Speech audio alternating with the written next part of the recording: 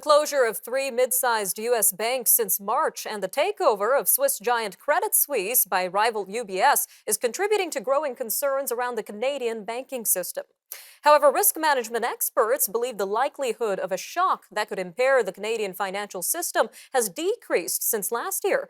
The Bank of Canada's 2023 Financial System Survey shows that confidence in the resilience of the Canadian financial system is at its highest level since the central bank's first such survey in 2018. But concerns remain around geopolitical tensions, high inflation, unemployment, and household debt burdens. Joining us now to give us his take on the banking sector globally and nationally is Brendan Caldwell, director at Caldwell Securities Ltd. Brendan, welcome back to Forum Daily.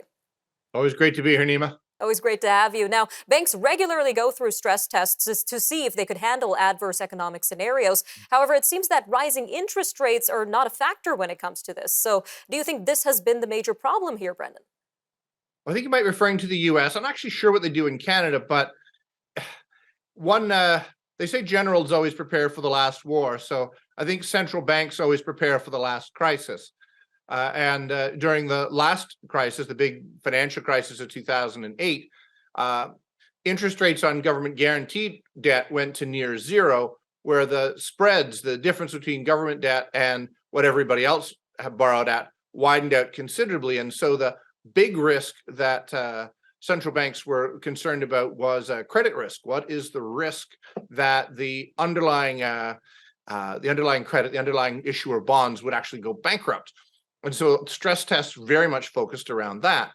But they didn't think about, well, what happens if interest rates go up? Because surely if interest rates go up, doesn't that mean the economy is doing well and things are great? What could possibly go wrong in that scenario? So yes, as I understand it, the U.S. didn't stress test its banks for what would happen if interest rate risk rather than credit risk became the predominant problem.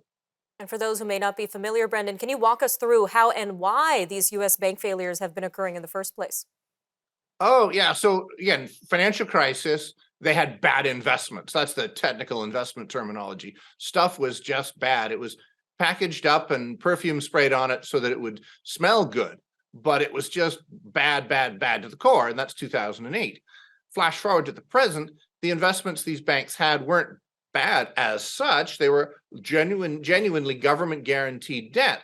The problem was they were borrowing very short term and investing longer term, which normally works out great because the rates on short term debt, particularly if you're taking in money to checking accounts and savings accounts, which aren't paying very much of anything, normally short term debt doesn't cost the banks very much to take in, and they could make a whole whack of money risk free just by lending it, say, to the US government.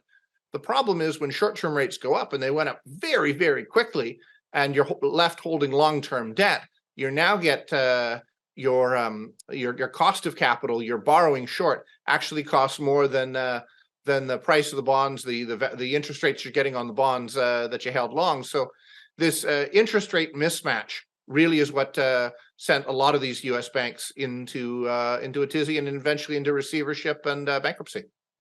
Now, in recent news, we know Jamie Dimon, the CEO of JP Morgan Chase, he declared that the banking crisis in the United States is over. So what are your thoughts on this, Brendan? Is it truly over? Well, that's a relief. If Jamie Dimon says it, it must be true. Now, far be it from the president of a U.S. bank to talk his position. I don't know that we know the full extent of it. Everybody's talking like interest rates have peaked here, like there's going to be no more interest rate hikes, that the central banks have stopped raising rates. I don't particularly think that's true. Now, I don't also particularly think that there's going to be a whole bunch of disasters in a similar way, but I do think interest rates probably will go up from here. All right, Brendan. Now, as you mentioned earlier, this seems to be a different situation than from the 2008 financial crisis. So should Canadian investors worry about the Canadian banks amid the failures of U.S. ones? Probably not. I think the president of the TD Bank at the time of the financial crisis more or less said, well, we're just simple Canadian boys. We weren't smart enough to get ourselves into this whole credit risk mess, the mortgage-backed securities and collateralized loan obligations. We just didn't understand them. Now, I don't know whether that's true, but banking regulations in Canada have been much stricter, but also there's far less competition so that the banks don't have to try as hard. They don't have to pay as higher rate to their depositors. They only have to, give $100,000 in guarantees rather than the U.S., which is 250,000 U.S. in depositor guarantees. There's a lot that Canadian banks don't have to do because they don't have to compete very hard relative to the U.S., where there are thousands of banks. So on the one hand, stronger regulation. On the other hand, bigger banks that, because they have more or less an oligopoly, do what's good for the banks, even if it might cost the consumer more. All right, Brendan, always great having you on Forum Daily. Thank you again for your time today. Thank you, Nima. We'll be right back.